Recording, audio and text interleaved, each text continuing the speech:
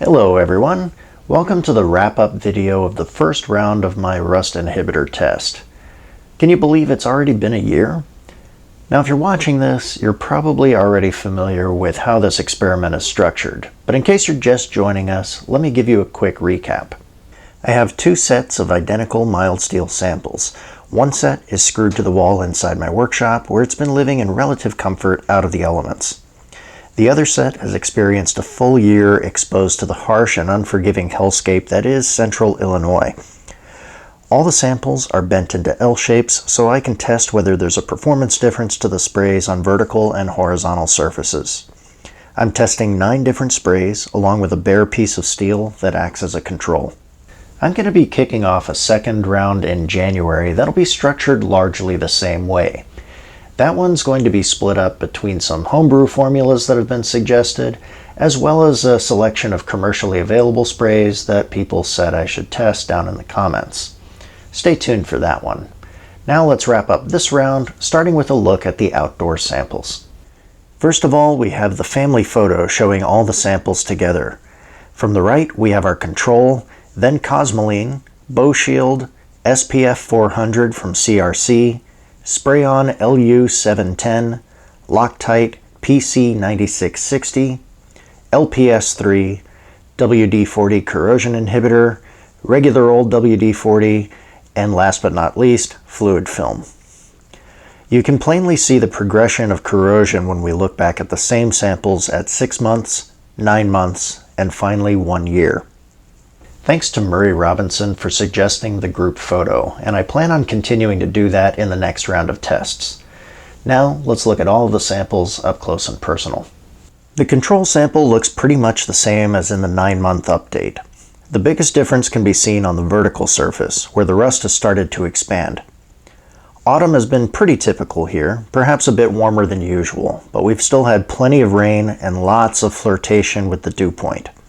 Let's look at how all that condensation has affected our other samples. First up is the Cosmoline sample. Originally, the Cosmoline went on as a thick, waxy film, and that kept it relatively rust-free all the way up to the 6-month update. At 9 months, a little rust baby had been birthed unto this world, mostly hanging out in this lower right corner. Now it has grown into a rust toddler that's walking all over this sample. In fact, the parts that were still relatively clean last time now appear to be the most corroded portions of the sample. The staining we saw on the vertical leg in the last update has gotten darker and has begun to develop into quite a bit of rust, especially in the lower half of the leg as well as in the upper right corner. By the last update, the Bow Shield sample looked indistinguishable from the control, and the same can be said today. The rust hasn't spread much except down here in the bend. This spray initially went on very thin and was already showing a good bit of discoloration by the 1-month update. Of all the sprays I tested, this one showed the sharpest decline, and I can't say I would recommend it for use on anything exposed to the elements. It has done well inside the shop, but so has every other spray, and Bow Shield was one of the most expensive rust inhibitors that I tested. The SP400 from CRC went on thin but dried to a waxy coating, similar to the Cosmoline, and it largely paralleled the Cosmoline in performance throughout the test. It stayed quite clean through the first 6 months, but everything went straight to hell after that. It was showing a good bit of rust on the horizontal leg by the 9-month update, but the vertical leg was still relatively clear. That has all changed though, and now this is actually the most uniformly rusty sample of the bunch. By the way, you can still see the outline of a ginormous pile of bird crap that obscured a good amount of the horizontal leg in the last update. The sample has been washed clean by rain, but just as in life, it will always bear the scars of all the shit that happened in its past. The Spray-On LU710 is pretty interesting to me this time because of the vertical leg. This one went on as a thinner spray, but had a very powerful stream that basically pressure washed itself out of the way. You can see that here because the clean areas are where the spray pushed itself into thicker clumps, but left the other areas relatively unprotected. This spray did dry to a waxy film, which held up quite well for the first 6 months, so it's certainly no slouch. I think if they changed the spray pattern on the nozzle so it was easier to get even coverage, this one would have performed a bit better. The Loctite PC9660 sample is still largely rust-free. The film is discolored even more than it had in the last update and is mostly weathered away on the horizontal leg, where we're picking up quite a bit of rust. This was the thickest spray out of all the samples, and that definitely made it difficult to get consistent coverage on the part. It's still in better shape compared to the other samples, though. This is another one that could probably benefit from an improved spray pattern. The LPS3 sample is finally showing some significant rust spots, but it is hands down the winner of this round of testing. In the last update, I said, and I quote, "I have a feeling this rust will be significantly worse in the next update, but we'll just have to see." I'm happy to say I was wrong. The truth is, this sample now, after a year of exposure to the elements, looks better than several of the samples did after just a few months. This is not going to be the last you see of LPS3.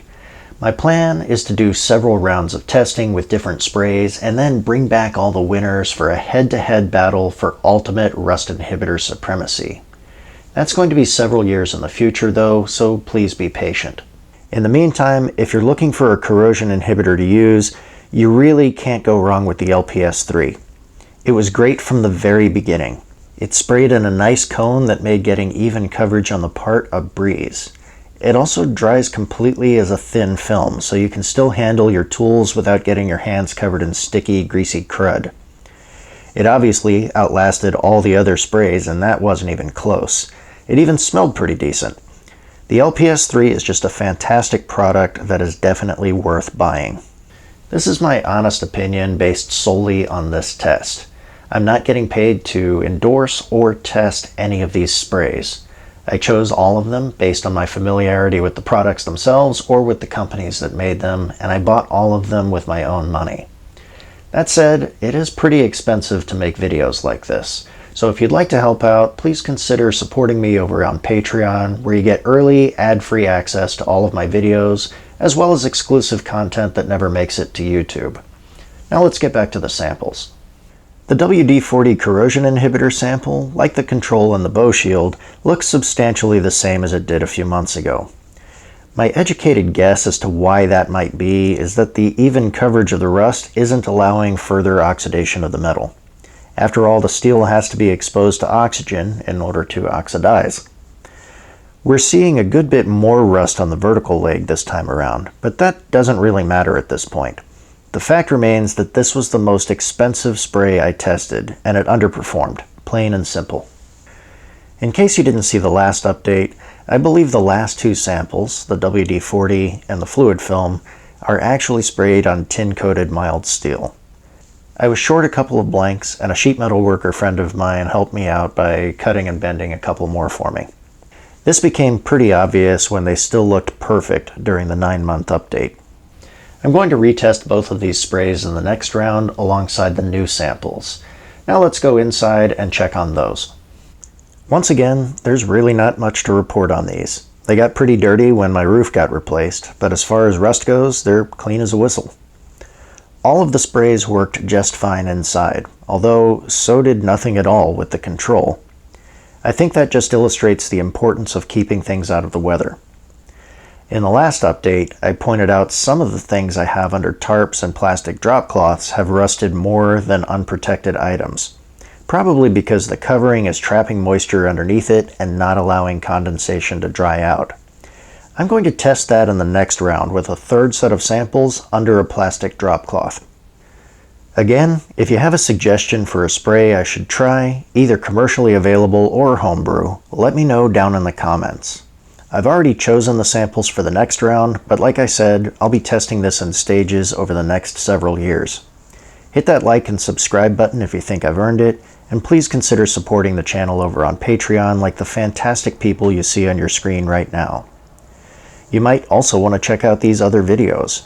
On the right, I have a playlist of all the other videos in the rust inhibitor test.